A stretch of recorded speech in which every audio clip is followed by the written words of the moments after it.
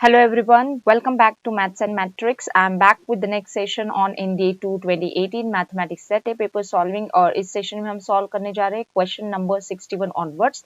ये हमारा question number 61 जो कि बेस्ड है 2D ज्योमेट्री पे। What is the area of the triangle with the vertices? Vertices देखे रखे और हमें पता करनी एरिया क्या है। देखो आपने डिटरमिनेंट का फॉर्मूला पढ़ के रखा है, application of determinant in finding the area of a triangle. Do you remember? If three vertices are known, then what is the area of triangle का formula? You know that it is half into determinant of x1, y1, 1, x2, y2, 1, x3, y3, 1. Now we know the vertices, all the three vertices of the triangle, right? So we would substitute in this. So we will find the area of triangle is equals to, what is it? It's half times determinant of x1 is as it is, x2 is as it is, x3 is as it is. In place of x2 we have, in place of y1 we have 1 upon x1, in place of y2 1 upon x2, in place of x3 we have 1 upon x3, and this is the same column 1 1 each. Now what we can do is to simplify this. यहाँ पे हमें देख रहे हैं ना, ये x1 denominator में है, x2 डिनोमिनेटर में, x3 डिनोमिनेटर में, तो हम क्या कर सकते हैं, हम यहाँ पे x1 x2 x3 का एडजस्टमेंट कर सकते हैं न्यूमेरेटर में एंड डिनोमिनेटर में। और जो न्यूमेरेटर है ये एज इट इज रहेगा, ठीक है। डिटरमिनेंट जो न्यूमेरेटर है ये x1 पहले कॉलम को देंगे, x2 जो है ना पहला कॉलम नहीं पहला रो बोलूंगी मैं, ठीक है। x1 पहले रो को देंगे, x2 दूसरे रो को देंगे और x3 तीसरे रो को देंगे। तो हमें क्या मिलेगा, हमें मिलेगा 1/2 x1 x2 x3 in the denominator. Numerator मतलब जो हमारा डिटरमिनेंट है वो क्या बन जाएगा, देखो x1 का स्क्वायर, x1 अपॉन x1 1 होगा, फिर इधर 1 इंटू x1 x1 होगा। सिमिलरली x2 का स्क्वायर 1 x2 होगा, x3 का स्क्वायर 1 x3 होगा। अभी बस हो गया, आपको सिर्फ एक्सपांड करना है अभी और आपको मिल जाएगा आंसर। आपको आंसर ऐसे भी पता चल रहा होगा कि देखो ये जो टर्म है किसमें दिख के आ रही है, इसमें। तो मैं यहाँ पे ही आपको आंसर बोल सकती हूँ, क्योंकि आप इसको एक्सपांड करो। अभी इसको एक्सपांड करोगे ना, आप देख पा रहे हो कि इसका जो एक्सपांशन है ये न्यूमेरेटर आ जाएगा, ठीक है। देखो इसका एक्सपांशन देख भी लेते हैं अगर आपको चाहिए तो। -1 इंटू ये कितना आएगा, x2 का स्क्वायर माइनस x3, फिर ये प्लस x1 इंटू, एक मिनट देख लेते, ये -1 इंटू, देखो मैंने ये ठीक से नहीं लिखा, लेट अस रीराइट दिस।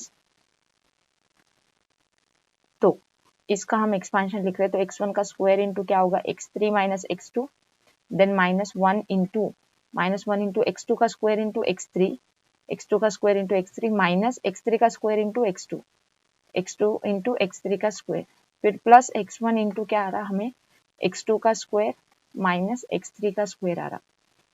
तो आपको दिख के आ रहा है क्या, फिर जो सिंप्लीफिकेशन है वो क्या है, वो क्या है हमारा, x1 स्क्वायर से हम मल्टीप्लाई कर लेंगे, x2 minus x3 minus x2 है, यहाँ पे भी देखो x3 माइनस x2 है, यहाँ पे भी x3 माइनस x2 है। तो मैं क्या कर सकती हूँ, मैं वो टर्म को कॉमन ले सकती हूँ, x3 माइनस x2 का टर्म को कॉमन ले सकती हूँ। बट मेरे पास कौन सा टर्म है, मेरे पास जो है x2 माइनस x3 है। तो मैं क्या कर सकती हूँ, हम क्या कर सकते हैं यहाँ पे, ये x3 माइनस x2 के जगह पे हम लोग कॉमन लेंगे x2 माइनस x3।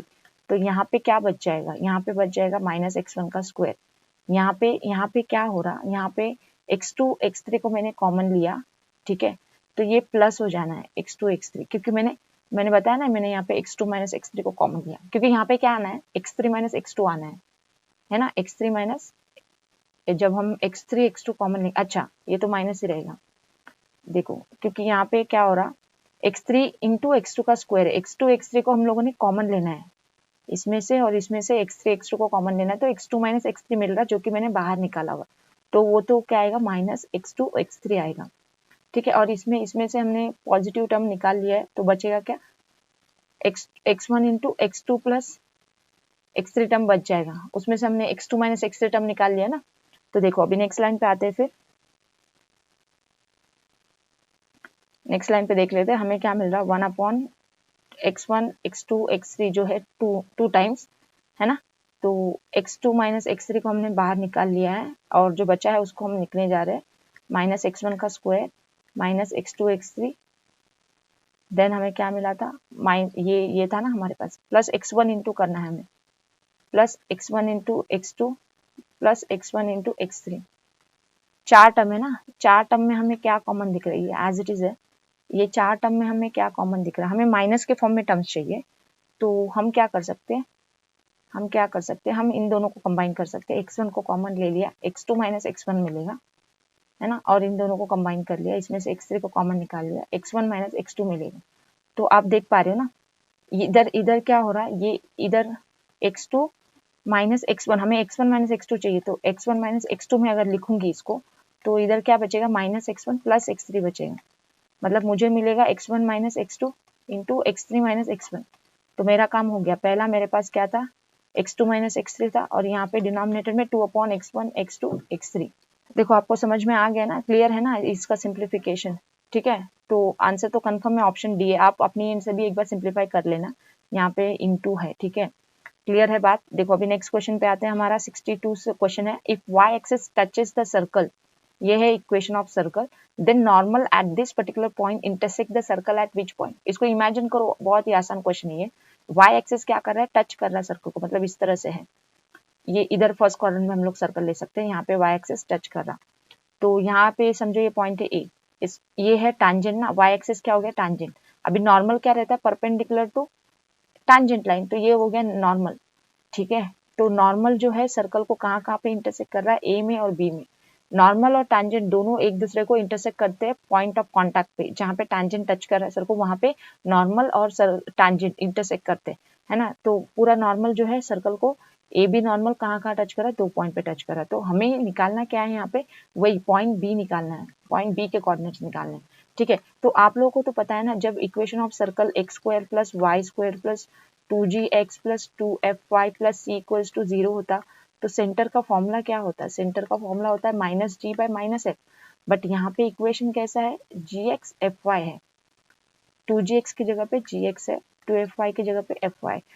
तो आपको समझ में आ रहा है ना, यहाँ पे 2g is equal to g equate करो, आपको क्या आ जाएगा, 2g इक्वल टू यहाँ पे g, ये g और ये f में आप कंफ्यूज नहीं होना यहाँ पे, ठीक है। ये जनरल इक्वेशन है, ये कैपिटल जी की तरफ देखो आप, इसको कैपिटल जी की तरफ देखो, इसको कैपिटल एफ जैसे देखो, तो कैपिटल जी और कैपिटल एफ है, तो कैसा है ना, 2 कैपिटल जी इक्वल्स टू जी, तो जी इज इक्वल्स टू क्या आएगा, जी बाई 2 आएगा, ठीक है। Similarly capital F equal to क्या आएगा, स्मॉल एफ बाई 2 आएगा, ठीक है। तो सेंटर क्या आ जाएगा इस सर्कल का, minus g by 2 comma minus f by 2 आएगा।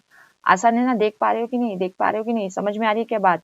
देखो इसमें स्मॉल जी स्मॉल एफ ऑलरेडी यूज था, तो मैंने आपको यहाँ पे क्या चेंज करने बोला, आपके स्टैंडर्ड इक्वेशन में कैपिटल जी कैपिटल एफ ले लो, तो आपका सेंटर का formula capital G minus capital F minus में ऐसा है सेंटर का फॉर्मूला, बट उसके थ्रू आप सेंटर ढूंढ लो इक्वेटिंग करके, capital 2g is equal to small G, तो आपको मिल जाएगा कैपिटल जी का value, capital 2f equal to small F, तो आपको मिल जाएगा कैपिटल एफ का वैल्यू। तो सेंटर तो मिल गया। अभी देखो ये सेंटर है, ये क्या है, सेंटर, सेंटर का क्या है वैल्यू बताओ तो, सेंटर का कोऑर्डिनेट्स क्या है, सॉरी सेंटर का कोऑर्डिनेट है, यहाँ पे एरो करके लिख रही हूँ, minus g by 2 comma minus f by 2। अभी यहाँ से ही तो आ रहा पॉइंट बी, है ना, वहां से तो आ रहा पॉइंट बी। अभी ये पॉइंट ए बता दो एक बार मुझे, पॉइंट ए क्या है, 0 एक्स कोऑर्डिनेट है, वाई कोऑर्डिनेट क्या रहेगा, माइनस एफ बाई 2, और ये बी का भी वाई कोऑर्डिनेट तो वही रहेगा माइनस एफ बाई 2, बट इसका एक्स कोऑर्डिनेट क्या रहेगा, देखो इसका डबल, ये रेडियस है ना, this is equal to this, ये इतना माइनस जी बाई 2 है, तो ये डबल हो जाएगा, तो ये कितना आ जाएगा, माइनस जी। तो बन गई बात हमारी, आंसर हमें मिल गया, क्या मिला, minus g comma minus f by 2, इसका मिलेगा आंसर ऑप्शन बी। क्लियर है क्या बात, क्लियर है ना। नेक्स्ट क्वेश्चन देख लेते हैं, इसका आंसर फिर से एक बार बता दूं, इसका आंसर क्या था, ऑप्शन नंबर बी था, ठीक है। नेक्स्ट क्वेश्चन देखते हैं, इसमें हमें वेक्टर के ऊपर क्वेश्चन है, late magnitude of vector A is non-zero, magnitude of vector B is non-zero, and the dot product of these vectors A plus B and A plus B is equals to magnitude of A का square plus magnitude of B का square holds if and only if A and B are perpendicular. It is true. Because क्या होता है, vector A plus vector B in dot with vector A plus vector B, ठीक है। इसमें क्या हो रहा है, vector A dot vector A plus vector A dot vector B plus vector B dot vector A plus vector B dot vector B, ऐसे आता है, जो कि बन जाता है मैग्नीट्यूड ऑफ A का square plus magnitude of B का स्क्वायर, इसका वैल्यू, फिर ये 2 times of magnitude of vector of A vector B, dot product आता है ना। अभी ये दिस इज इक्वल्स टू सिर्फ मैग्नीट्यूड A का स्क्वायर मैग्नीट्यूड B का स्क्वायर होना, मतलब ये टर्म को क्या होना, ये टर्म क्या होना, 0 होना, if and only if this term is 0, this implies that A vector perpendicular to B vector B, तो इसका आंसर तो ऑप्शन ए ही है, ठीक है।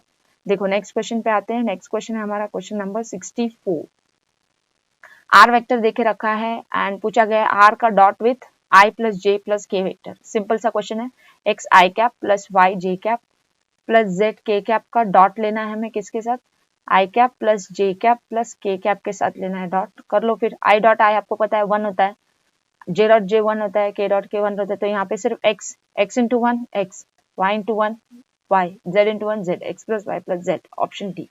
आसान सा सवाल था। देखो next question, a unit vector perpendicular to each of the vectors. आपको पता है unit vector perpendicular to given two vectors क्या रहता है, it is the cross product of the given two vectors. आपके पास दो वेक्टर्स है ए एंड बी, इन दोनों को जो परपेंडिकुलर वेक्टर रहता है it will be the cross vector A cross b रहता है, it will be the vector A cross b. हमें इसका यूनिट वेक्टर निकालना है, तो यूनिट वेक्टर का फॉर्मूला मैं बता दूं, यूनिट वेक्टर का फॉर्मूला क्या रहेगा, ये vector product divided by its magnitude. ठीक है, तो हमें पहले क्या करना है, वेक्टर प्रोडक्ट निकालना है, तो निकाल लेते हैं।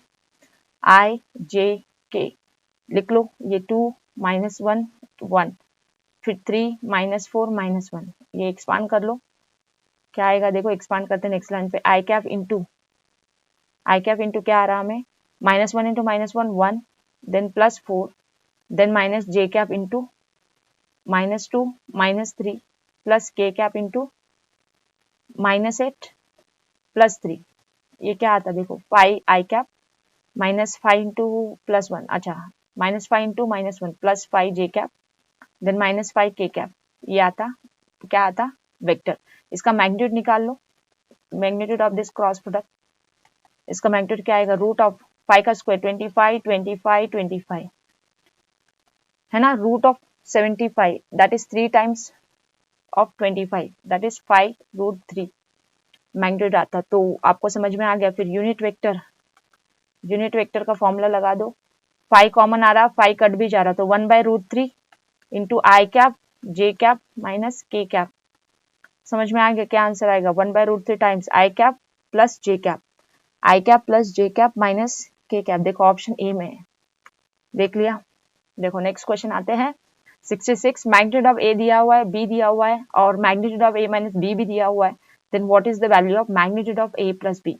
अभी जब ऐसा कुछ क्वेश्चन है तो आपको ये फॉर्मूला तो पहले ही पता होना चाहिए कि इसका स्क्वायर और इसका स्क्वायर जब हम का एडिशन लेते हैं तो हमें मिलता है इसका स्क्वायर प्लस इसका स्क्वायर का 2 टाइम्स। आप चाहे तो वेरीफाई कर लो, ये फॉर्मूला है आपके लिए, ठीक है। आप इसको एक्सपांड करो, आपको मिल जाएगा ये, ठीक है। तो अभी क्या है हमारे पास, जो चीजें है वो डाल दो, ये अननोन है ना, इसको मैं एक्स बोल देती, तो एक्स का स्क्वायर प्लस ये जो देख रखा है ये 25 है, 25 हो गया, 5 का स्क्वायर ना, फिर क्या है हमारे पास 2 इंटू 3 का स्क्वायर 9, फिर 4 का स्क्वायर 16, तो ये x square plus 25 equal to 2 into 25, तो x square is equal to 2 into 25 minus 25, एक 25 बच जाएगा, तो एक्स इज इक्वल टू कितना आएगा, 5 आएगा, पॉजिटिव, ऑप्शन डी है ना। इसका आंसर क्या है, ऑप्शन डी है। अभी आते हैं नेक्स्ट क्वेश्चन पे, 67 पे। A vector, b vector, c vector दे के रखा है और बोला है कि these are 3 mutually perpendicular vectors each of unit magnitude. ये तीनों भी मैग्नीट्यूड यूनिट वाले हैं, ठीक है। अभी एक वेक्टर ए बनाया गया इनके सम से, एक बी बनाया a minus b plus c से, एक सी वेक्टर बनाया गया a minus b minus c से, then which one of the following is correct. क्या अगर आप देख रहे हो ऑप्शन में सब मैग्नीट्यूड की बात हो रही है। सबसे आसान सवाल मैं बोलूंगी ये है, क्योंकि मैग्नीट्यूड ऑफ ए अगर आप एक्सप्रेस करने जाओगे उनके कंपोनेंट्स के फॉर्म में, इसको आप कैसे एक्सप्रेस करोगे, ए का कोएफिशिएंट क्या है 1 है, बी का कोएफिशिएंट क्या है 1 है, सी का कोएफिशिएंट क्या है 1 है ना, दिख क्या रहा ना। तो ये क्या हो रहा फिर 1 का स्क्वायर 1 का स्क्वायर 1 का स्क्वायर रूट 3 आएगा। मैग्नीट्यूड ऑफ बी निकाल लो तो वो भी क्या आएगा, देखो ए वेक्टर ए का मैग्नीट्यूड मतलब कोएफिशिएंट सॉरी 1 है, वेक्टर बी का कोएफिशिएंट -1 है 1 1, ये भी रूट 3 आएगा। मैग्नीट्यूड ऑफ सी निकाल लो, इसका भी कोएफिशिएंट वाइज जाओ, ये भी रूट 3 है, तो तीनों इक्वल है ना, तीनों इक्वल तो है, ऑप्शन सी तो है, कुछ डिफिकल्ट नहीं है ये। क्योंकि इसमें क्या है कंसेप्ट बोलेगा तो ये वेक्टर ए बी सी को एक नए वेक्टर फॉर्म में लिखा गया है। इधर यूनिट वेक्टर के तौर कौन है हमारे एबीसी है, जैसे आईजे के रहते हैं ना हमारे आईजे के unit vectors of x axis y axis z axis, उसी तरह से ये एबीसी इस तरह के यूनिट वेक्टर्स है। तो उनको उनके कोएफिशिएंट्स को लेके हमें मैग्नीट्यूड बनाना है, वेक्टर ए का, वेक्टर बी का, वेक्टर सी का, खत्म बात हो गई ना, बात क्लियर। तो वो तो आंसर तो फिर तीनों का मैग्नीट्यूड सेम ही तो है ना। तो इसका आंसर क्या हो गया, ऑप्शन सी हो गया था। अभी आते हैं नेक्स्ट क्वेश्चन, देख लो 68 पे। What is the cross product of this two vectors, A vector minus B vector का क्रॉस प्रोडक्ट लेना है vector A plus vector B के साथ। क्रॉस प्रोडक्ट ले लो, vector A cross vector A then plus vector A cross vector B minus vector B cross vector A then minus B cross B. अभी आपने पढ़ के रखा है आई क्रॉस आई क्या होता, आई क्रॉस आई क्या होता, magnitude of I sine theta mu होता। अभी एक वेक्टर के बीच का एंगल, खुद के बीच का एंगल तो जीरो रहता, तो साइन ऑफ जीरो जीरो, तो जीरो हो जाता। तो आपको पता है फिर ये जीरो है, ये जीरो है, तो बचा कौन, A cross B minus B cross A बचा, है ना, A cross B minus B cross A बचा। तो A cross B minus B cross A बचा। अभी आपको पता है ये बी क्रॉस ए को हम लोग ए क्रॉस बी में कैसे लिखेंगे, साइन चेंज करके, ये डिटरमिनेंट का प्रॉपर्टी है ना। आप दो रो को इंटरचेंज करो तो डिटरमिनेंट चेंज बाय साइन होगा ना, तो वैसे ही समझ लो कि आपने दो रो को चेंज किया, ए क्रॉस बी मतलब डिटरमिनेंट ही हो गया ना, तो दो रो को चेंज किया मतलब आपने उसको चेंज करके लिखा, तो ये बन जाएगा प्लस ए क्रॉस बी। तो अभी ए क्रॉस बी दो बार हो रहा है, तो एडिशन में तो दो टाइम्स टू टाइम्स ए क्रॉस बी का एडिशन, है ना। सिमिलरली समझ में आ गया ना आपको, ऑप्शन सी है इसका करेक्ट चॉइस, ठीक है, ऑप्शन सी था आंसर इसका। देखो नेक्स्ट क्वेश्चन देखते हैं 69। A spacecraft located at this particular point is subjected to force of magnitude force of vector lambda K bar by firing a rocket. The spacecraft is subjected to a moment of magnitude. Moment of magnitude मतलब हमें vector product का magnitude चाहिए, यहाँ पे vector product का magnitude, तो यहाँ पे वेक्टर प्रोडक्ट निकालना है, किसका, इसका और इसका, क्योंकि मोमेंट क्या होता है, वेक्टर प्रोडक्ट होता है, तो हमें vector product of given two quantities निकालना है। तो वेक्टर ए बार हमारा पहला है I cap plus 2j cap plus 3k cap, vector B bar हमारा है लैम्डा के कैप। ये सिंपल से क्वेश्चन है, applications of you know the applications of vectors in mathematics I would say, applications of vectors in physics I would say, okay. तो इसमें क्या है ना, दो वेक्टर देके रखे, एक फोर्स वाला वेक्टर है और एक डिस्टेंस वाला पोजिशन वाला वेक्टर है, डायरेक्शन, ओके, जिसको हम बोलते हैं डिस्प्लेसमेंट वेक्टर, है ना।